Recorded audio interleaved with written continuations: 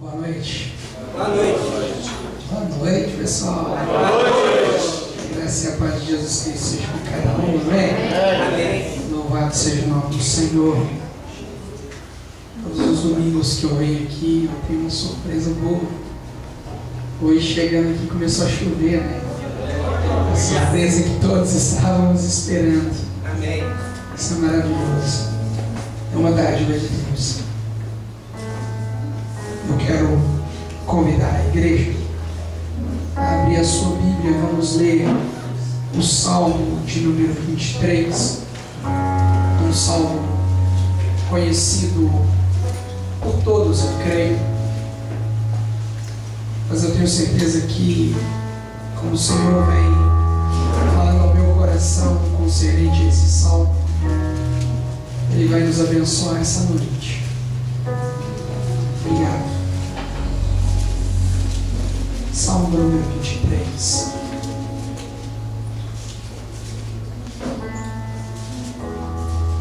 Está escrito assim na palavra do Senhor: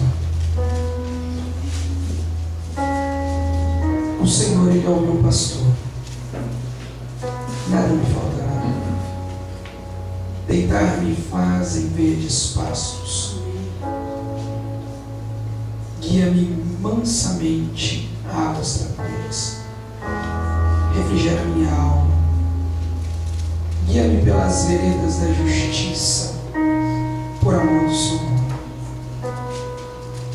Ainda que eu andasse pelo vale da sombra da morte, não temeria mal algum, porque tu estás comigo. A tua vara e o teu cajado me consolam. Preparas uma mesa perante mim, na presença dos meus inimigos. Unges a minha cabeça com óleo, o meu cálice transborda. Certamente que a bondade e a misericórdia me seguirão todos os dias da minha vida, e eu habitarei na casa do Senhor por longos dias. Amém? Vamos ler de novo? É tão bonito. Vocês me acompanham? Amém. O Senhor, Ele é o meu pastor, nada me faltará.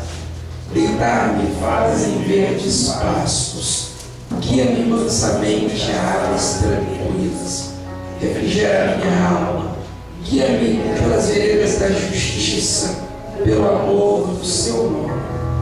Ainda que eu andasse pelo vale da sombra e da morte, não temeria mal algum, porque tu estás comigo. A tua vara e o teu cajado me consolam. Preparas uma mesa perante mim, na presença dos meus inimigos. Unges a minha cabeça com óleo, o meu cálice transborda. Certamente que a bondade e a misericórdia me seguirão todos os dias da minha vida, e habitarei na casa do Senhor por longos dias. Você pode aplaudir o Senhor?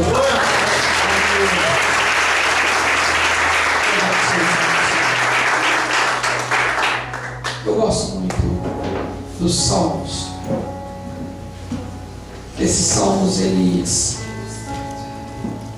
têm algumas peculiaridades diferentes dos outros livros da Bíblia. Salmos são canções que cantavam em diversas épocas, porque ele não fora escrito por um período como os outros livros. Ele foi uma compilação de poemas, de hinos, louvores que eram feitos ao Senhor por um período de quase 1500 anos. Nós vamos encontrar na Bíblia salmos de Moisés, quando estava ele atravessando o Mar Vermelho. E nós vamos encontrar salmos de Davi, quando estava no deserto. Muitos anos se passaram e foram compilados esses poemas, esses cânticos. E o Senhor nos deu o privilégio de estar aqui. todos esses salmos. Há uma diferença muito grande dos outros livros também, porque a maioria deles ou é o relato histórico de algum acontecimento, ou Deus acerca usando profetas, usando juízes, usando reis, falando para o povo. Deus falando para o povo acerca de algo que ia acontecer. Pelos seus profetas foi assim. Agora os Salmos é diferente, porque aqui vemos a peculiaridade do homem, do ser humano, prestando uma reverência, ou salmodiando, ou glorificando a Deus da sua maneira mais singular, da sua maneira mais simples e singela. Nós não vamos encontrar uma linguagem aqui que seria a mesma em todos, porque os autores são diferentes. Agora, tem uma grande valia para a nossa vida, porque nós vamos ver salmistas aqui clamando e chorando e rasgando o coração de uma maneira que a gente não vê nos outros livros, tendo a sensibilidade ou a verdade de expressar o que quer, porque aqui era algo pessoal, como o Salmo 51 também de Davi, aonde este, depois de ter caído, de ter pecado, como você quiser entender, de ter cometido algo contra o Senhor, este abre o peito, ele vira e diz: Senhor, eu pequei contra ti, reconheço isso. Você pode tirar de mim o que quiser. Davi não podia falar isso diante do povo, porque muitos se espelhavam assim. Às vezes você não pode fazer algumas orações com o microfone na mão, porque senão as pessoas vão dizer: nossa, o pastor tem fraqueza, nossa, o obreiro, o diácono, o evangelista, o missionário, pedindo Deus misericórdia, talvez ele deve ter pecado. Mas quanto aos salmos, não. Ele falou: Senhor, pode retirar de mim tudo, mulheres, o reino, o dinheiro, mas ele diz: não retire de mim o seu espírito, porque ele já tinha sentido a presença do Senhor. E esse Espírito Santo na vida dele fez uma diferença tão singular, que ele estava disposto a abrir mão de tudo. Por quê? Porque ele queria a presença do Senhor. Presença esta que hoje virou algo tão simples, tão fácil de adquirir. Presença essa que hoje as pessoas comercializam por qualquer coisa. Presença essa talvez que imaginamos sentir a presença de Deus, mas que não faz ou não traz uma transformação verdadeira de caráter, de postura, de posicionamento, de consciência. Porque o Davi, depois dessa oração, desse clamor, onde o Senhor restaura para ele algumas coisas, o Davi, ele não comete mais o mesmo pecado, ele não cai mais no mesmo buraco, ele muda, ele reconhece aquilo que aconteceu e ele fala: eu vou mudar, vou lutar contra isso e vou vencer. E nunca mais nas Sagradas Escrituras ouvimos ou lemos relatos de Davi passar pelo mesmo problema. Agora, nos meus estudos devocionais, eu senti uma necessidade essa de procurar a tradução mais próxima do original, daqueles textos que corriqueiramente a gente mais busca uma saída. Todos aqui conhecem esse texto de cor. Quando precisamos, estamos em apuros, precisamos de algo, estamos orando, buscando de Deus alguma coisa, O primeiro texto que vem na nossa mente é essa: o Senhor é meu pastor, nada vai me faltar. Mas buscando a etimologia desse texto, buscando se aprofundar um pouco mais no que estava escrito no grego, no original do hebraico, a gente chega à consciência, à conclusão correta e coerente do texto. Porque, meus queridos irmãos, todos estamos aqui com a certeza e a consciência que o Senhor é o nosso pastor. Nos reunimos como que ovelhas em um aprisco, para que o nosso pastor nos guie a pastos verdejantes, a águas tranquilas. É o que todos queremos. Agora, o texto, ele nos leva a sermos um tanto quanto egoístas. E alguns que pregam e ensinam sobre este texto nos mostra isso de uma maneira errada. Porque eu lhe pergunto, se temos a consciência que o Senhor é o nosso pastor, por que está nos faltando? Se juntarmos todos aqui, nós vamos pegar o problema de cada um e resumir ele. Todos, inclusive eu. Nós temos só um problema: está nos faltando algo. Ou está faltando porque nós adquirimos e perdemos ao meio do caminho e queremos adquirir de novo, ou está faltando porque a gente nunca conseguiu e a gente quer conseguir algo. Independente de ser na vida financeira, sentimental, familiar, está faltando algo. É o que nos leva aos nossos problemas, às nossas adversidades. E se formos ler e interpretar ela nesse sentido, a Bíblia está mentindo. Porque se o Senhor é o meu pastor, por que está me faltando? O texto sagrado de Lucas, capítulo 18, verso 18, diz que tinha um homem, Lucas o chama de príncipe, rico, muitos bens, novo. O texto diz que ele chega perto de Jesus e faz uma pergunta: Senhor, o que eu hei de fazer para que eu tenha a vida eterna?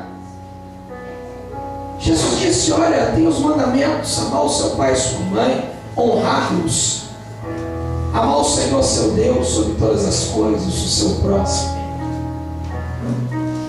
Ele disse: isso eu faço. Aí o Senhor olhou para ele e disse: você pode fazer tudo isso, mas ainda te falta algo. Está faltando. Para todos nós está faltando. Buscando a etimologia desse texto, vamos entender que no hebraico, a palavra que é utilizada e a tradução do português dá para a sociedade bíblica diversas formas de interpretação, e essa é a mais usual no Brasil. Aqui em James ela vem com uma versão um pouco diferente, mas ela leva a uma interpretação um pouco diferente, porque nela a gente vai ler o texto da seguinte maneira: o Senhor é o meu pastor, nada mais eu desejarei. O Senhor é o meu pastor,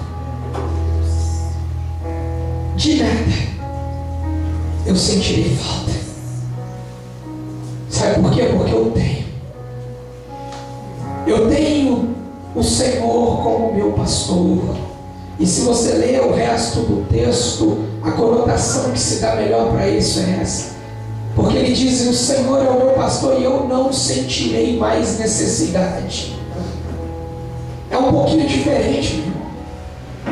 É um pouquinho diferente porque às vezes entramos em colapso quando começamos a servir ao Senhor com essa certeza de que nada me falta e as coisas começam a voltar. Será que eu estou errado? Será que a Bíblia está errada? Não, vou mudar de igreja porque está faltando. E nós esquecemos que se eu tiver o Senhor como meu pastor, as necessidades dessa terra, dessa vida, não vão me consumir, porque o Senhor me basta. Ele sabe o que eu necessito, e no momento certo, pela bondade dele, ele derrama sobre a nossa vida. É por isso que lá em Mateus capítulo 6 ele diz: buscai em primeiro lugar o reino de Deus, a minha justiça, porque as demais coisas vos serão acrescentadas.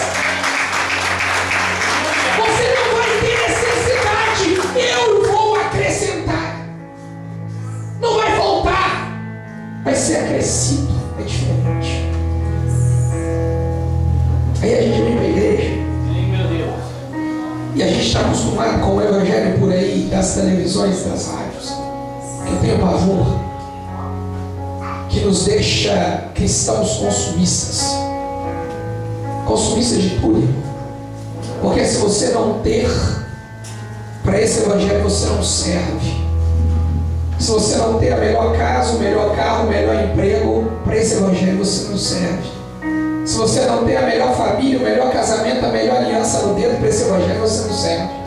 O evangelho é mentiroso, fazendo com que cada vez mais eu me endivide para mostrar para o outro que eu tenho, que Deus é comigo. Que Deus é esse?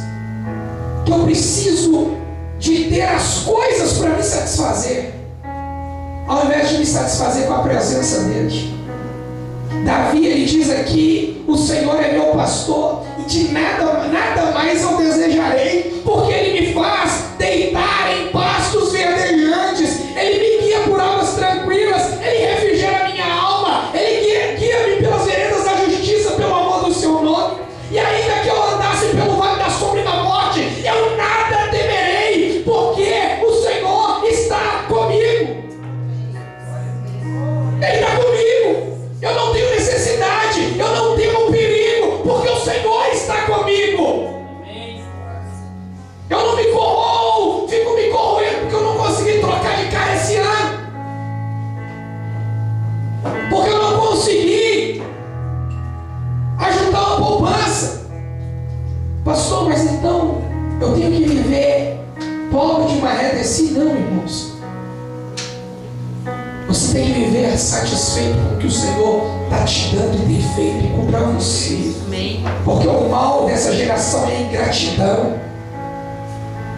Feche os seus olhos e lembra há 5 anos atrás quem você era, onde você estava e o que você tinha. Aí o Senhor vai nos abençoando. Será que Ele não fez nada por você? Não precisa de ir muito longe. Olha como você estava. Olha o que Deus fez. Aí a gente tem coragem de chegar diante do Senhor em gratidão, dizendo: o Senhor não faz nada por mim, o Senhor não faz nada pela minha família, o Senhor não faz nada pela minha casa, o Senhor não faz nada. Olha para você ver, tem 3 anos que eu não consigo trocar de carro. Em nome de Jesus, meu irmão, arranca do seu coração essa ingratidão, abra os seus olhos espirituais e comece a agradecer ao Senhor por tudo que Ele tem lhe feito.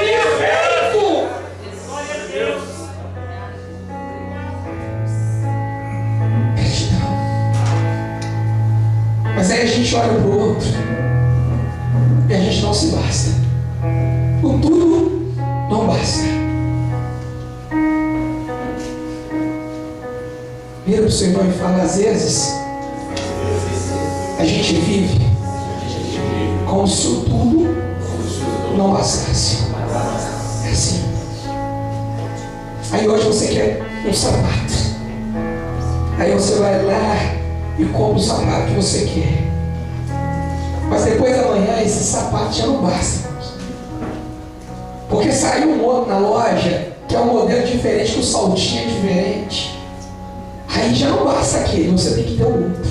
Que a nossa vida é baseada nisso. A nossa vida é baseada nisso. Aí eu vivo para pagar cartão de crédito e falo que Deus não é comigo, porque eu não consigo uma satisfação financeira, porque Deus é obrigado a fazer aquilo que eu quero, porque está escrito lá que o Senhor é meu pastor e nada vai me faltar. E está faltando mais um par de sapato para juntar com os 200 que eu já tenho.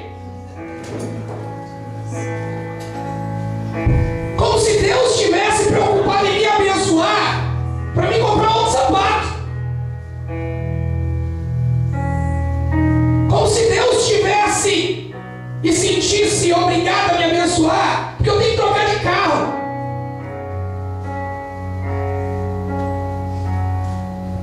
Às vezes é assim, irmãos. A Bíblia conta a história de um rei. Vira para o seu irmão e fala: um rei. O nome desse rei era Acabe. Acabe, irmãos, era um rei. Tinha tudo. O rei tem tudo, irmãos. O rei é dono de tudo. O rei pode tudo. Mas ele olhava do muro do palácio, do lado de fora do reino dele. Ele olhava pelos muros do palácio. Tinha um homem chamado Nabote. Só tinha, a única coisa que ele tinha era uma vinha, uma plantação de uva. A única coisa que Nabote tinha era um terreno que tinha uma plantação de uva. Era a única coisa. Mas quando tudo não basta, a gente para de olhar para o reino que o Senhor está nos dando e começa a olhar para a plantação de uva do outro. Não, Acabe tinha outras vinhas,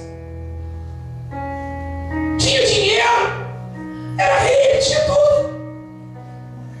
Mas ele olhava para aquela plantação de uva do Nabote, igual a gente olha para a cama do vizinho, sabe?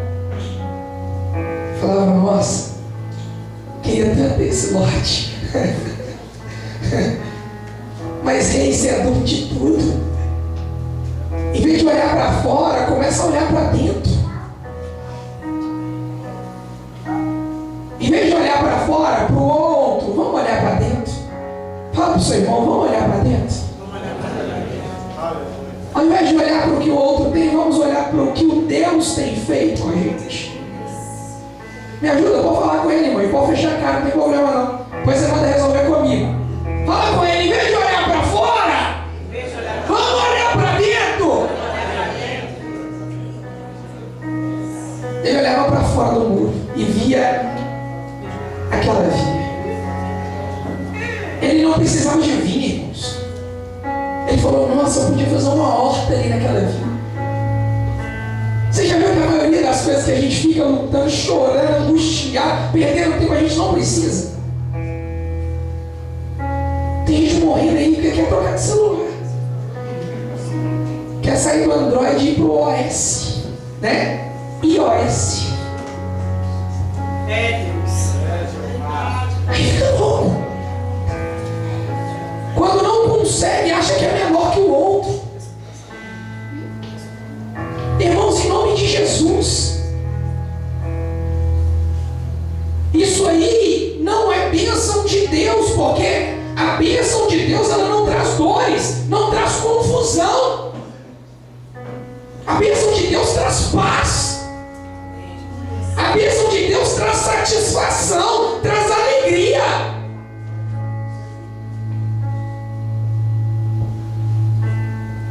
Mas aí eu começo a me corroer quando eu não consigo ter. Isso não é culpa sua, não. É culpa dessa geração. Porque abençoado nessa geração é quem tem. Abençoado nessa geração é quem tem. Agora, abençoado pela palavra do Senhor é quem é. Aqui não está escrito: tenha você uma bênção. Aqui está escrito: seja você uma bênção. Ele diz: se tu uma bênção, você pode ser uma bênção sem ter. Porque eu interpreto isso aqui de maneira que eu posso tudo. Aí eu me frustro. Aí eu olho para o outro e às vezes questiono Deus. Senhor, mas por que o outro tem e eu não tenho? A gente não pergunta por que o outro está sendo e eu não sou. Isso é sério. O Senhor precisa ser o nosso pastor. E quando Ele o é, nós não seremos corroídos por essas necessidades, porque Ele sonda o nosso coração. E Ele é poderoso para derramar sobre a nossa vida a bondade dEle no tempo em que Ele determinar.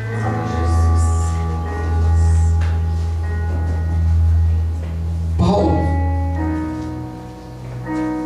quando ele vai escrever aos Filipenses,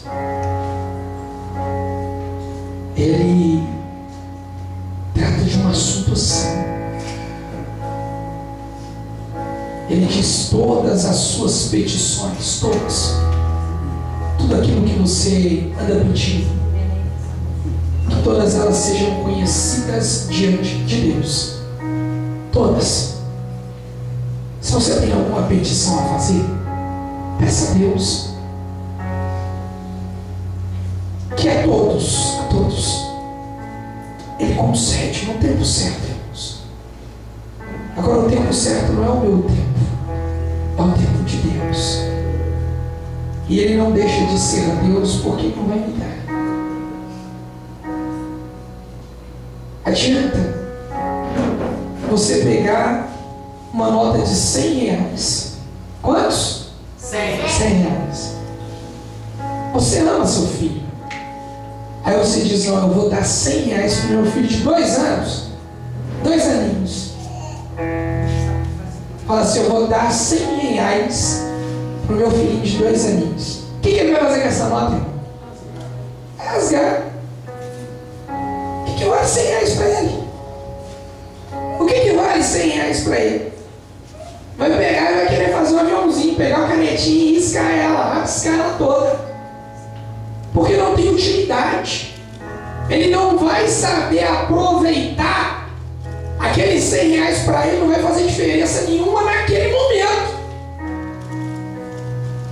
Agora você com o seu filho com uns 10, 12 anos, no dia das crianças você pega e dá ele 100 reais, imagina, irmão, né? O menino fica louco, né? Acha que ele está rico. Não é assim? Ele vai aproveitar. Ele vai aproveitar daquela bênção. Às vezes as nossas petições o Senhor não nos entrega por isso. Porque Ele fala, meu filho, se eu te der essa bênção agora, ela não vai ser bênção para você. Você não vai conseguir administrar essa bênção. Ela é boa demais, mas no tempo certo. Então, descansa um pouquinho. Permaneça firme. Permaneça fiel. Continue acreditando, porque no tempo certo, eu vou colocar essa bênção na sua mão. Aí a gente começa a entender um pouco da Bíblia. O texto diz que tinha um homem chamado José. E, sinceramente, andando pela história de José, a gente não entende de onde vinha tanta fidelidade. José teve um sonho. Por causa dos sonhos, os irmãos o perseguiram, jogaram na cisterna, tiraram, venderam. Quando chegou lá no Egito, ele não chegou por cima, ele chegou por baixo, da pior maneira possível, como escravo. Vendido como escravo, começou a trabalhar, foi enganado e preso. Não foi porque cometeu alguma atrocidade, algo legal. Foi injustiçado, mas foi preso. Mas me assusta quando eu leio a história de José, porque quando eles jogaram ele na cisterna, em nenhum momento ele olhou para o céu e resmungou com Deus: Senhor, o Senhor que me deu esse sonho, por que eu estou passando isso? Olha onde eu estou. Quando ele foi vendido como escravo, ele não ficou resmungando, dizendo: aqui, olha para você ver, eu estou aqui como escravo, ó dia, ó vida, ó azar, tudo que acontece de ruim comigo, cada dia pior. Não. Quando ele foi trabalhar para Potifar, a Bíblia diz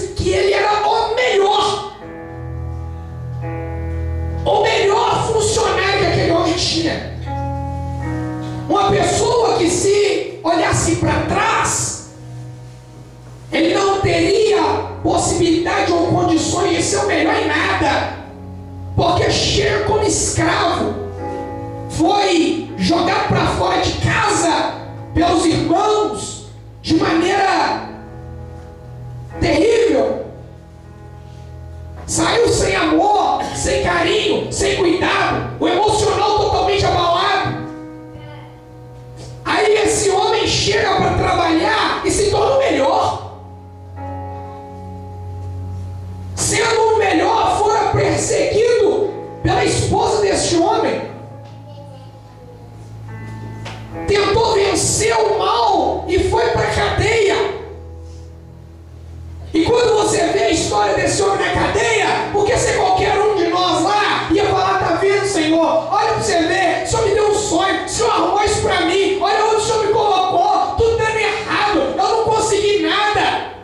Cheguei aqui, fui escravo, não resmunguei, agora eu fui trabalhar para o homem como servente, eu fui o melhor, e agora estou preso.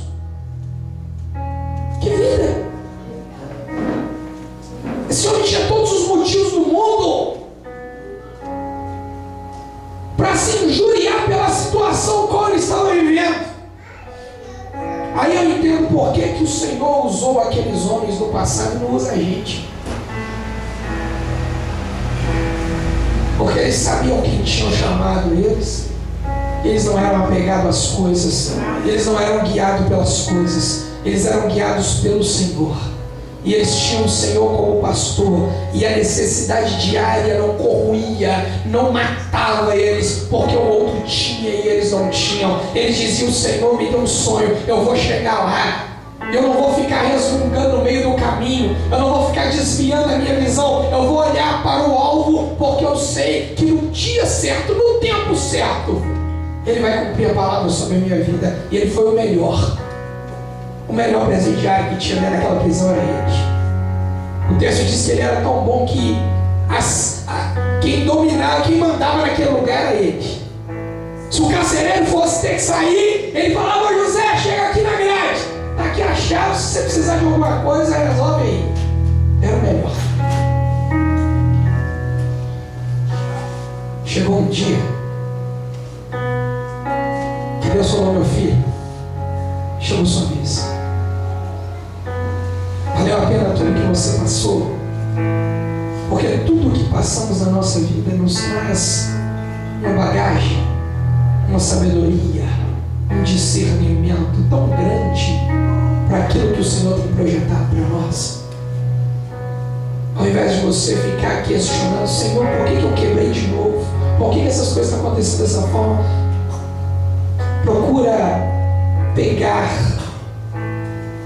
procura sugar, procura tirar dessa situação difícil que talvez você está passando alguns ensinamentos para você lá na frente poder utilizar para o seu benefício. Nada que acontece na sua vida é vão, meu irmão. Se eu creio que eu sou ovelha desse rebanho, eu creio que quem me formou foi o Senhor. Quem me escolheu foi Ele. Foi Ele que projetou para mim esse caminho. Foi Ele que projetou para mim percorrer essa caminhada. E se foi Ele que fez isso, se foi Ele que projetou isso para mim, Ele não vai projetar caminho mal para mim e para você não, meu irmão. Ele não é um Deus masoquista que gosta de nos ver sofrer. Mas às vezes Ele sabe que a gente precisa passar por alguns caminhos, porque Ele preparou algo tão grande lá na frente para o José. E se o José não tivesse passado por tantas coisas na vida dele, ele não teria conhecimento, sabedoria para administrar o reino. Aí quando chega a hora dele, ele sai da cadeia direto para a sala do faraó. E quando o faraó tem o discernimento daquele sonho, o faraó diz: olha, José, você vai ser o governador desse lugar. Você vai ser a pessoa importante nesse lugar. Sabe por quê? José não estava atrás disso, meu irmão. Mas Deus havia prometido para ele que ia fazer coisas grandes na vida dele. José não ficou correndo igual louco, passando por cima dos outros, mentindo, para tentar chegar onde Deus falou que ia chegar, não. Ele descansou. E ele falou: olha, no tempo certo, eu sei que isso vai cumprir na minha vida. Porque as coisas de Deus são assim. O que o salmista quis dizer aqui é isso.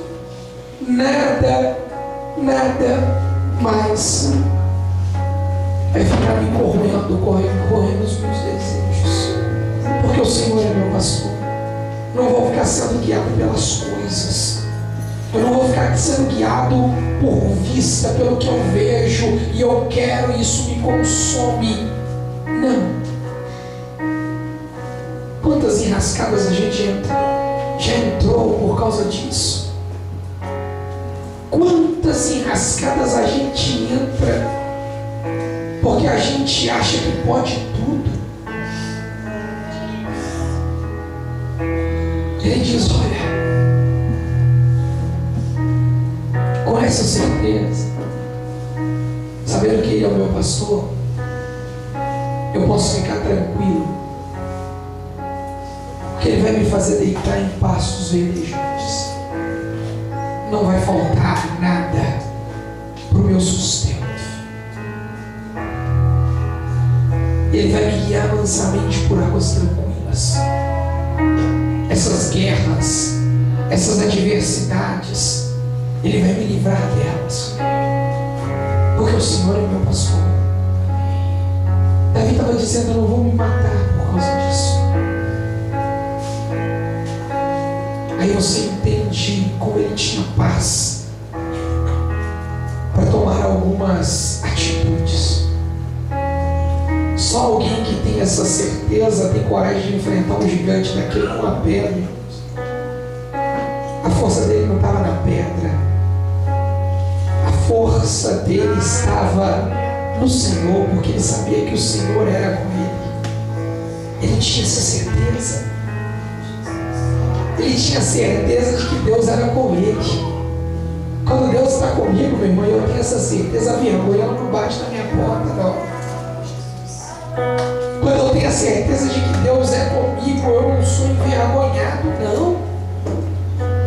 Pastor, a vergonha bateu na minha porta, eu fui envergonhado. Aí você tem que começar a rever que Deus é esse, que pastor é esse que está te guiando.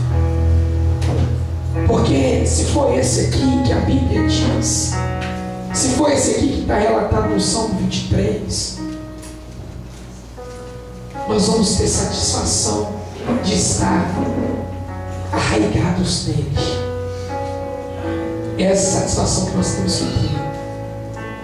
Aí quando ele vê que chegou o seu tempo, ele fala: meu filho, chegou a hora.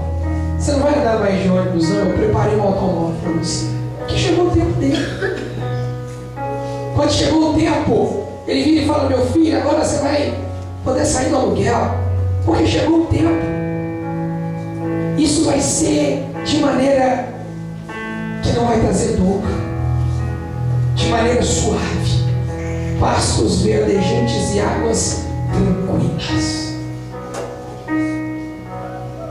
Agora o meu vizinho comprou um Camaro, eu vou vender o meu e vou comprar um Camaro. Aí eu faço uma prestação de 11 mil reais por mês e eu ganho 1.000. Mas o Senhor é meu pastor. Por que o meu vizinho pode ter e eu não posso?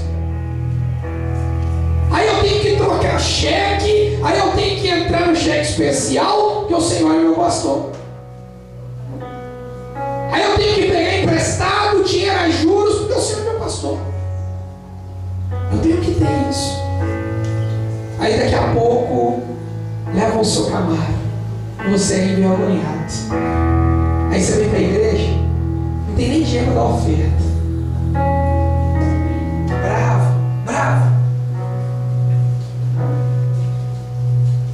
Às vezes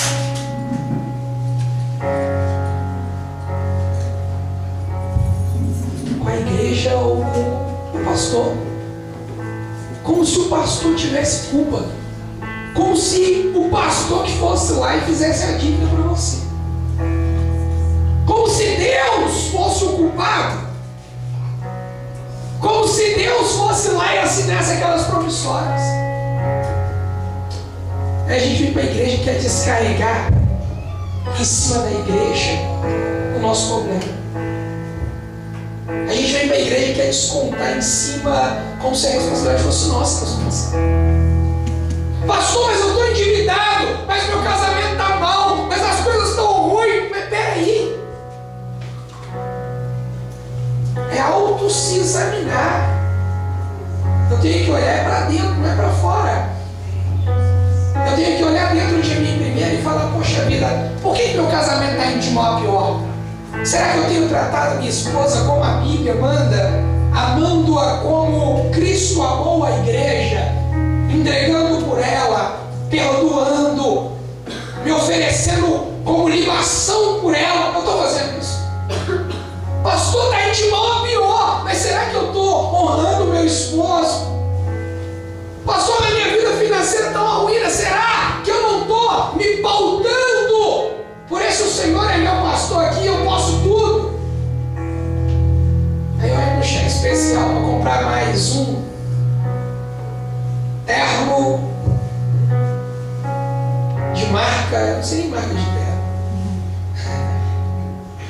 mas um terno de marca cara, porque todos os pastores andam com terno novo e eu não vou ter um. Que isso, o Senhor é meu pastor. Aí eu pego o cartão dos outros, né? Que aí é mais fácil, você não paga, né? Seu irmão não vai pro pau, não é assim? Infelizmente, irmãos, olha para dentro. Olha para dentro. O Senhor não tem interesse em te dar mais um par de sapato. Se fosse assim, Ele tinha feito você com mais um par de pernas. Não tem. Não tem. Aí a gente está se endividando, a gente está entrando por um caminho sem volta, achando que isso vai nos trazer uma sensação diferente. Colocaram na cabeça de um tanto de gente por aí o seguinte: quando eu estou estressado, nervoso, eu tenho que fazer compra. Isso é coisa do demônio, irmãos. Isso é coisa do demônio. Porque ele usa a sua emoção para atrapalhar o seu futuro. Aí você abre a gaveta lá, tem roupa que você nunca usou, tá com a etiquetinha lá. Tem sapato que você nunca usou uma vez e não usa mais.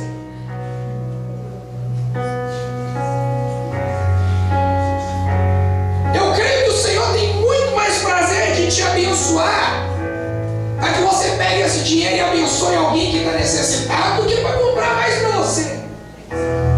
Que evangelho é esse? Evangelho para mim? Evangelho que só funciona para mim? Evangelho que só vai ser bênção para mim? A gente vem aqui, reúne, congrega. Será que é só para mim?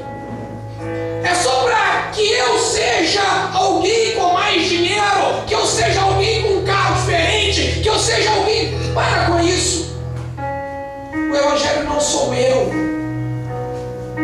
O evangelho só funciona se for a coletividade. O Espírito Santo não desceu sobre um apóstolo, ele desceu sobre a igreja. A bênção só vai ser bênção para mim quando ela começar a alcançar outros. Invertemos o valor do evangelho, das escrituras, da Bíblia. A bênção hoje eu tinha uma casa, hoje eu tenho duas. Eu tinha só um carro, hoje eu tenho dois, e uma moto, e um helicóptero, e um passarinho. O cara é abençoado, esse cara é abençoado. Jesus, na época dele era diferente. Na época dele era o seguinte: você quer ser abençoado? Foi o que ele falou com aquele jovem rico. Ele disse: cara, você tem tudo, mas te falta uma coisa. E talvez está faltando para mim.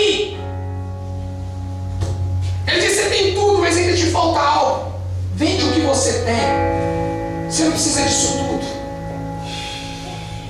Você está achando que você está necessitado? Olha o que Jesus falou com ele. Está te faltando algo, mas você não precisa de tudo que você já tem. Então venda e reparta com aquele que precisa. Aleluia.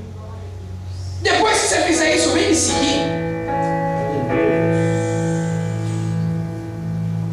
Jesus falou: está te faltando algo. Mas o que está te faltando,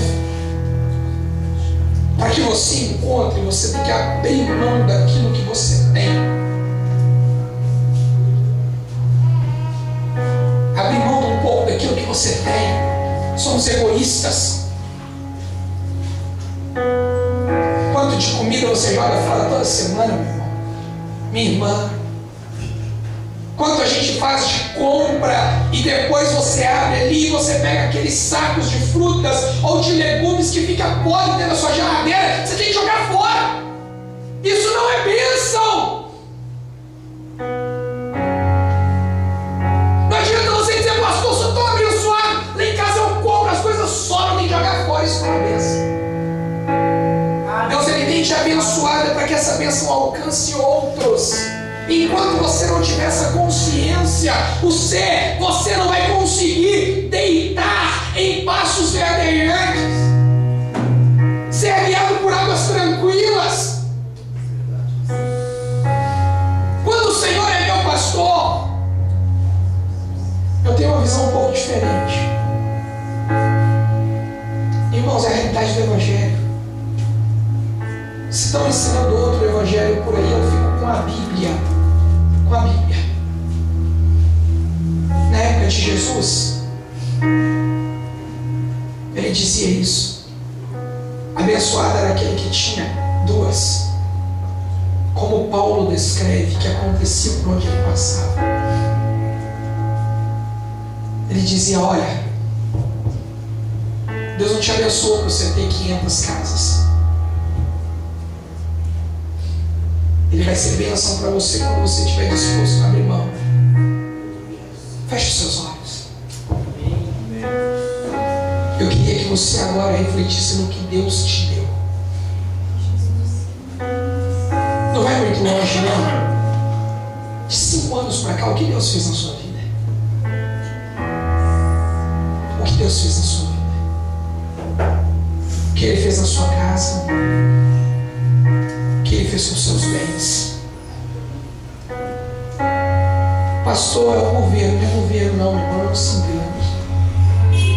A bênção de Deus na nossa vida, ela é indiferente de governo, porque a Bíblia diz que em muitos lugares o povo estava faminto porque havia fome na terra, mas mesmo assim o Senhor sustentava com pão e com água aqueles que eram fiéis. Pastor, mas tinha fome em toda a terra? Tinha, mas aqueles que eram fiéis eram alimentados por Ele. Tinha fome na terra, pastor? Tinha, mas ele virava para os corvos e falava: olha, leva alimento para o meu profeta, ele está lá no meio do deserto. Tinha fome na terra, pastor? Tinha, mas ele virava para o profeta e falava: vai atrás de uma viúva que só tem um pouco de farinha para fazer um bolo, e ela vai te sustentar até que chova. Pastor, mas ela só tinha farinha para um bolo. Eu não sei o que Deus vai fazer, meu irmão, mas a bondade dele vai ser derramada na sua vida. Ela tem sido derramada na sua vida. Para de pensar nas perdas. Para de pensar em tudo isso, meu irmão. O Senhor tem muito mais para lhe dar e já lhe deu, eu tenho certeza disso. E eu queria que você agora reconhecesse isso, como salmistas. Fala com Ele. Comece a olhar agora dentro das suas coisas. Abra seu guarda-roupa agora e comece a agradecer a Deus pelo que Ele te deu. Abra a despensa da sua casa. Olha lá, às vezes, na garagem da sua casa. Olha tudo que Deus tem feito para você. Porque é muito fácil a gente só olhar para as perdas, a gente só se alicerça nisso, irmãos. A gente vem para cá pensando em tudo que perdeu, em tudo que foi ruim. A gente não consegue lembrar das coisas boas. Olha como é que é difícil. Olha quanto que é difícil a gente lembrar de coisas boas. Se eu chamar alguns casais aqui que estão casados há 10 anos, perguntar, olha, me fala algumas coisas boas, eles vão ficar pensando, o que aconteceu de bom esses 10 anos? Se eu falar, me fala uma coisa ruim, uma só, pastor, pode ir falando por ordem alfabética. A gente é assim. As coisas ruins a gente lembra fácil, irmãos. Agora a bondade de Deus na nossa vida, que é derramada todos os dias, a gente acostumou com ela. Para nós não é um favor, mas não é uma obrigação de Deus. Como se Deus fosse obrigado a derramar sobre a nossa vida todo dia o fôlego de vida, livrar os nossos filhos da praga dessas enfermidades, como se Deus fosse obrigado. E aí, se acontecer alguma coisa, eu culpo Deus na hora. Senhor, minha filha tropeçou e ralou o joelho. Por que o Senhor não guardou ela? Guarda você. A gente joga tudo para cima de Deus. Guarda isso em nome de Jesus, irmãos. Nada mais eu desejarei. Ele é meu pastor, de nada eu sentirei falta. As minhas petições serão conhecidas diante dele. E no tempo certo ele vai agir com provisão. Eu não vou sentir falta. Eu não vou ser corroído por isso.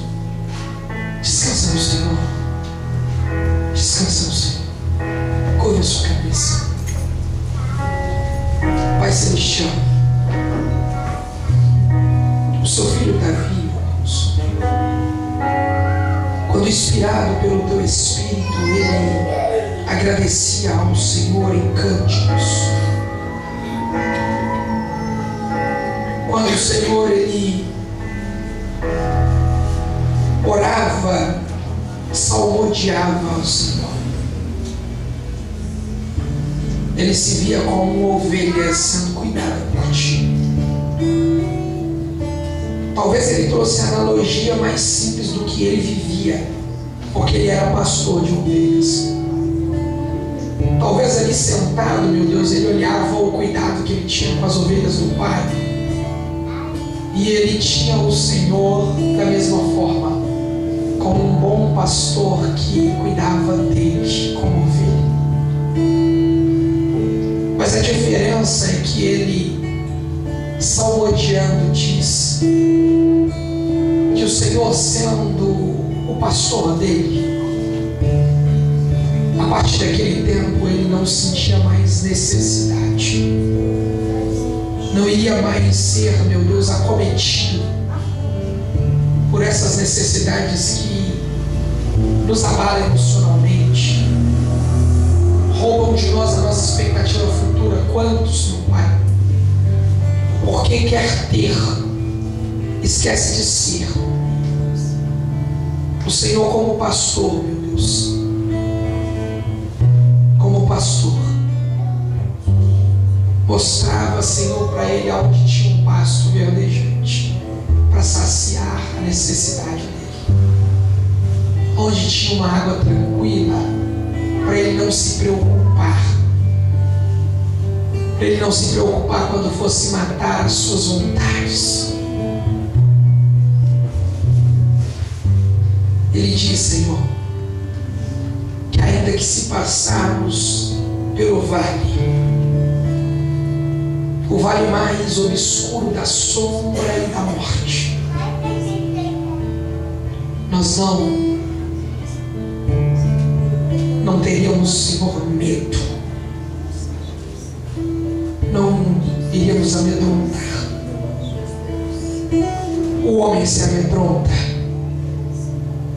Mas ele estava dizendo que em ti, meu Deus, em ti, nós estaríamos seguros e nós não sentiríamos medo. E é por isso, Senhor, que essa noite eu clamo ao Senhor. E eu te peço, meu Deus, em nome de Jesus Cristo, que o teu povo possa experimentar do cuidado deste bom pastor. João capítulo 10, ele escreve dizendo que o bom pastor, João via o Senhor como um bom pastor. Ele dizia que esse bom pastor dá a sua vida por suas ovelhas, como foi feito lá no madeiro por nós. O Senhor se entregou ali por nós. Eu quero te pedir, meu Deus, perdoa os nossos pecados. Pecados estes que cometemos quando tiramos os olhos, Senhor, daquilo que o Senhor tem feito na nossa vida. O quão a sua bondade tem sido conosco todos os dias, mas muitas das vezes a necessidade deste mundo vem tentar invalidar, Senhor, a sua bondade. Eu te peço, em nome de Jesus Cristo, retire de mim, do meio da sua igreja, Senhor, em nome de Jesus Cristo, esse demônio da ingratidão que nos leva, Senhor, a olhar somente para o problema e para o outro. Talvez como Acabe, que era rei, tinha tudo, mas ele olhava do muro e ele queria simplesmente aquela terra que não era dele. Ele tinha dinheiro para comprar várias outras. Ele tinha várias outras terras como aquela. Ele tinha várias outras plantações como aquela. Mas, meu Deus, aquilo corroía ele, como muitas das vezes corrói os seus filhos, meu Deus. Quando olham para o outro e acham que o outro é melhor, que o do outro é melhor. E isso, Senhor, nos leva a uma situação, Senhor, aonde somos ingratos a tudo que o Senhor tem feito. Por isso eu te peço perdão, meu Deus. Perdão por diversas vezes mesmo o Senhor derramando a sua bondade sobre a nossa vida, nós somos ingratos. Pai, em nome de Jesus, que a tua igreja possa entender, meu Pai, essa palavra. Que a sua igreja possa viver essa palavra.